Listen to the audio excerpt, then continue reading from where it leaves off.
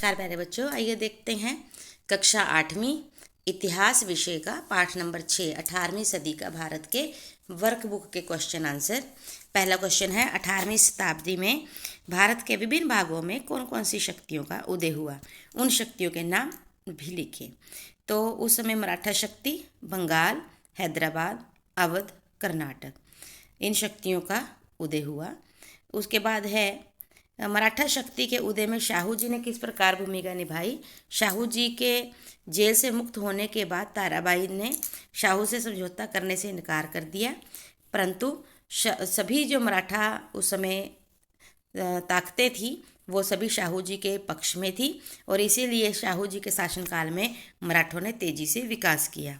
पानीपत के तीसरे युद्ध पर नोट लिखे। 14 जनवरी 1761 को मराठों और अब्दाली के बीच पानीपत का तीसरा युद्ध हुआ। इस युद्ध में मराठे पराजित हुए और उन्हें उनके सारे सरदार मारे गए और उन्हें उत्तर भारत से पीछे हटना पड़ा, जबकि अब्दाली की जो है वो जीत प्राप्त हुई उसे। उसके बाद है 18वीं सदी में किन किन राजपूतों का उदय हुआ। आमेर के शासक सवाई जय सिंह, मारवाड़ के राजा अजीत सिंह और बूंदी से राव सुरजन डांडा के वंशज बुद्ध सिंह। उसके बाद है 18वीं सदी में सिख राज्य के उदय पर नोट लिखें। 18वीं सदी के आरंभ में गुरु गोविंद सिंह जी की मृत्यु के बाद सिखों का आंदोलन धार्मिक आंदोलन से राजनीतिक आंदोलन में परिवर्तित हो गया और इस राज्य की जो नेतृत्व है वो बंदा सिंह बहादुर ने 1716 तक किया। उसके बाद जो सिख हैं वो मिसलों में एकत्रित हुए और मिसलों के बाद महाराजा रणजीत सिंह ने पूरे सिख साम्राज्य में एक छत्र राज्य की स्थापना की।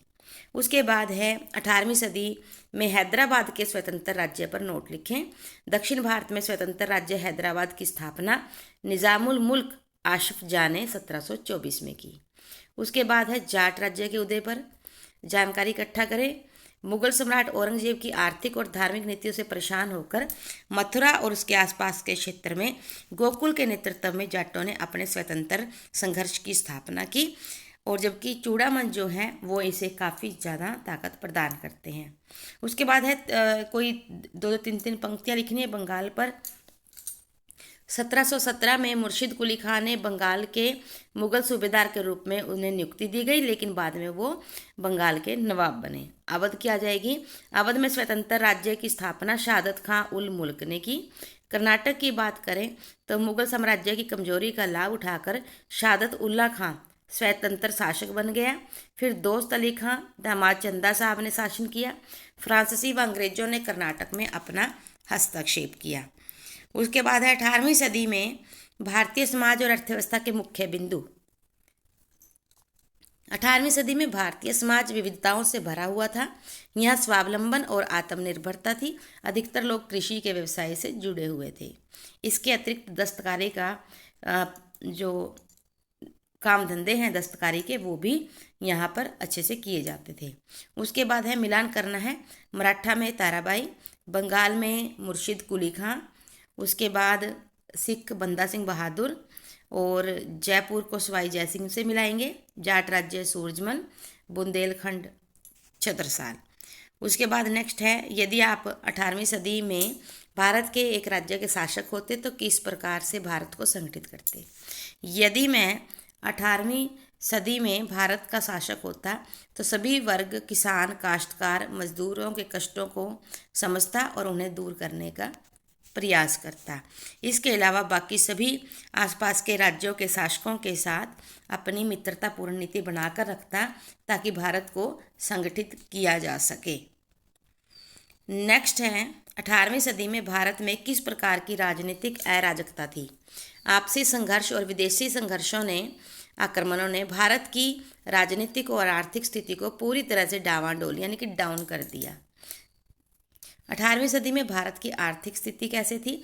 समाज में जहां एक तरफ अमीर वर्ग विलासतापूर्ण जीवन व्यतीत कर रहा था तो दूसरी तरफ निर्धन किसान, काश्तकार, मजदूर और जनसाधारण जो थे वो अनेकों दुख झेल रहे थे। 18वीं सदी में भारत में कौन कौन सी यूरोपीय शक्तियां आकर व्यापार करने लगी तो और उन्होंने उनमें से किस शक्ति ने यहाँ प्रभुत्व जमाया। यहाँ पर आपको कौन कौन सी शक्तियाँ लिखनी है। आपको लिखना है अंग्रेज, फिर उसके बाद लिखना है पुर्तगाली, डच और फ्रांसीसी। और इसमें से जो अंग्रेज हैं यानी कि ईस्ट इंडिया कंपनी जो इंग्लैंड की थी, उसने अपना प्रभुत्व स्थापित किया। उसके बाद है आपको सही या गलत बताने हैं। पानीपत का तीसरा युद्ध 1761 में हुआ, सही। पेशवा मराठा राज्य के प्रधानमंत्री थे, सही। बुंदेलखंड में छत्रसाल ने अपने स्वतंत्र राज्य की नींव रखी, ये भी सही है। 18वीं सदी में भारत में सूती वस्त्र उद्योग, पटसन उद्योग, बर्तन उद्योग और आभूषण उद्योग उच्च कोटि के थे, ये भी बिल्कुल सही है, चारों के चारों सही।